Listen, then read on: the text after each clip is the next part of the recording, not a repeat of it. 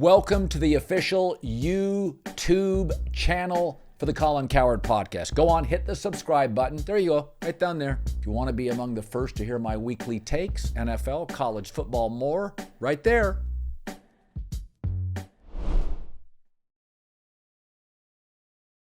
Hi, everybody. After a great weekend in the Northeast in Rhode Island and Connecticut, I am back. Listen, we got about 6 more weeks until football truly begins in earnest. The camps are now, games just down the road. You know, I thought I'm going to have at least 10, 15 minutes here on what we've watched with our politics over the course of the weekend. I said this on Instagram about 3 weeks ago. I said a month is a long time. Trump has a very high disapproval rating. He's not a terribly strong candidate. Either was Biden, obviously. But I think Trump has a history of stepping in it. J.D. Vance, to a lot of moderates, myself included, can be a little extreme.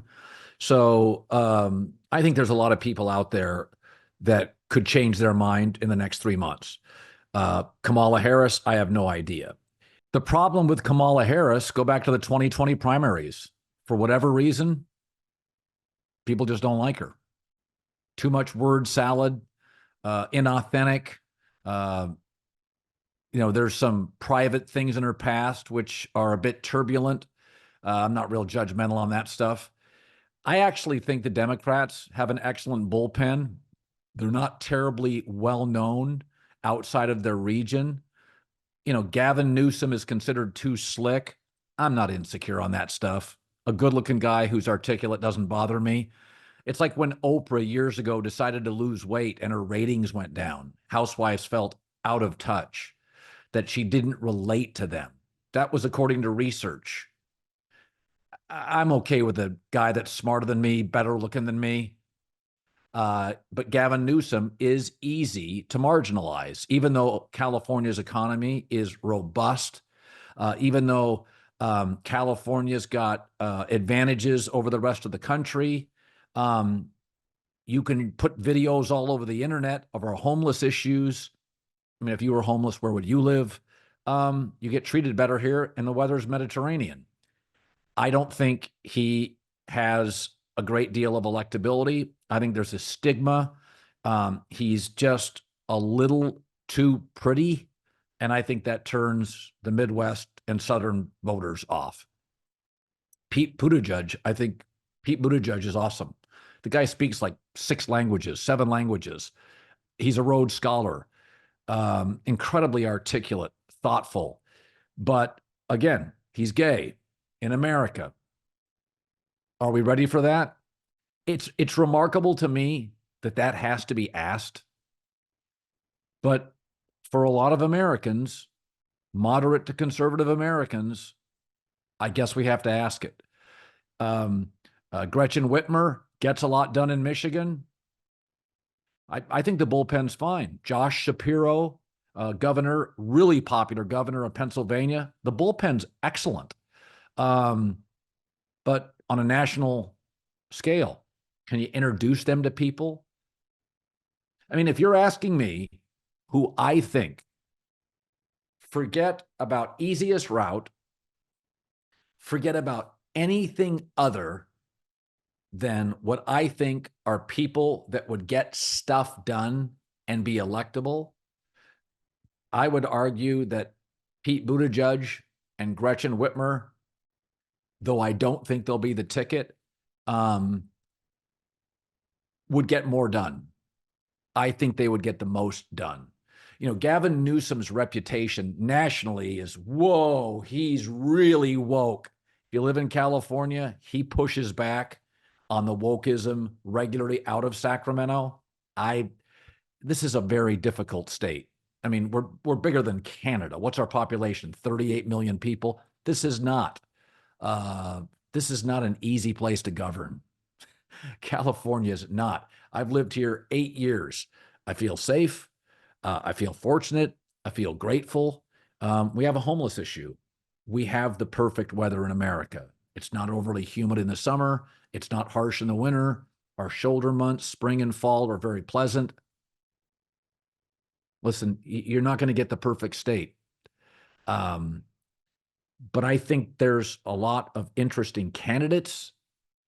And I think if Democrats would have seen Joe Biden as a one-term president from the beginning and could have marketed and promoted many of these candidates for the last 3 years, they would be much more viable today. And some of this stuff is name recognition and momentum and what people know. Um, I I I think if you listen to Pete Buttigieg talk on any issue, he is whip smart. I think he is. When I hear him talk, he reminds me of President Obama. Is that any topic, any issue, ask him a question, sit back and listen, and smart stuff comes out. And that's generally where I'm voting. I don't want extremism, and I don't want dummies, and I don't want angry, and I don't want old. DraftKings has a best ball millionaire contest. It is the biggest fantasy contest ever. We're talking 15 million guaranteed dollars in the prize pool. 15 million from DraftKings. That's a big number. With two millionaires being crowned for first and second place. That is life-changing. If you're a set it and forget it type, then best ball is for you. No waiver wires, no roster management, bigger rosters so injuries won't end your season, only the draft, and that's it. You are set for the season. I like that, right? So you can play it and have a life too. Check it out. This year, DraftKings offering everyone a draft one, get one special. Everybody gets this. Your $20 entry fee, that's it, $20, scores you a bonus ticket.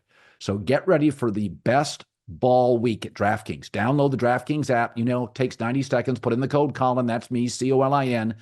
All customers who enter NFL Best Ball 15 million millionaire contest get a bonus ticket. Only during Best Ball week, only on DraftKings.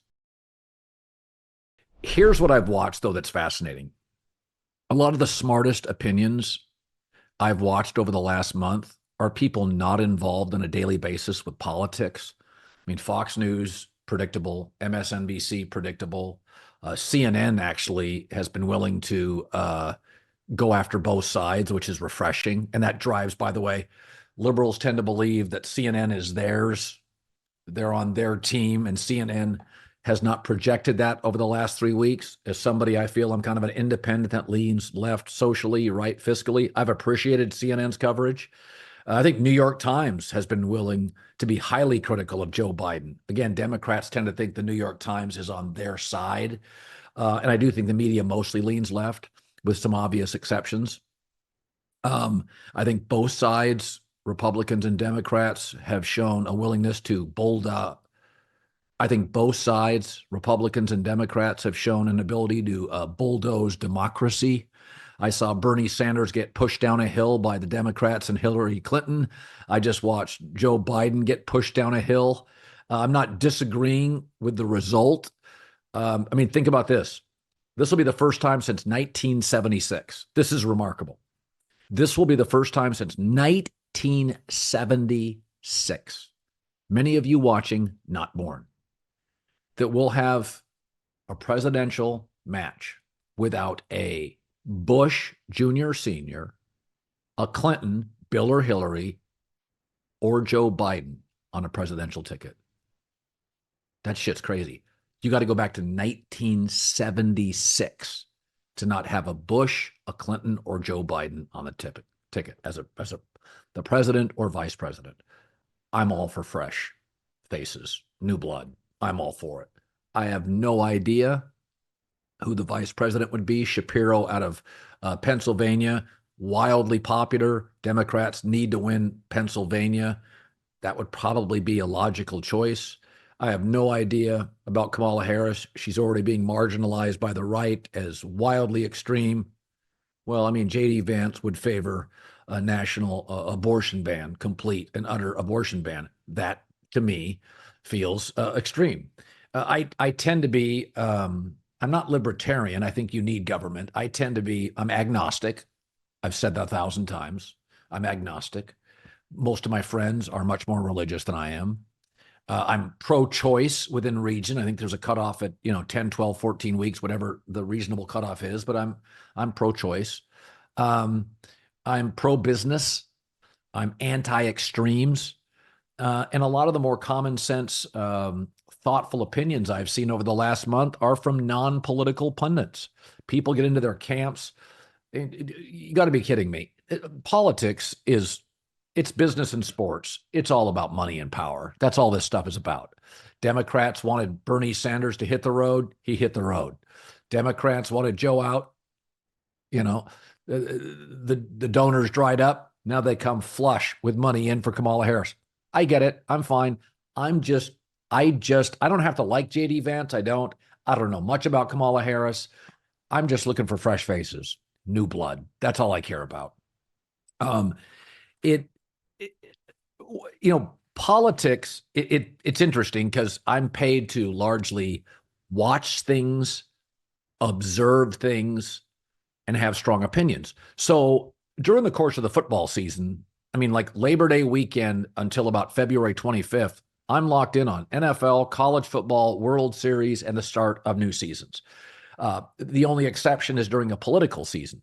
But in July and August, I got nothing to do. I take a lot of vacation time. The preseason in the NFL now is mostly useless. Veterans don't play. The practices from the CBA are down.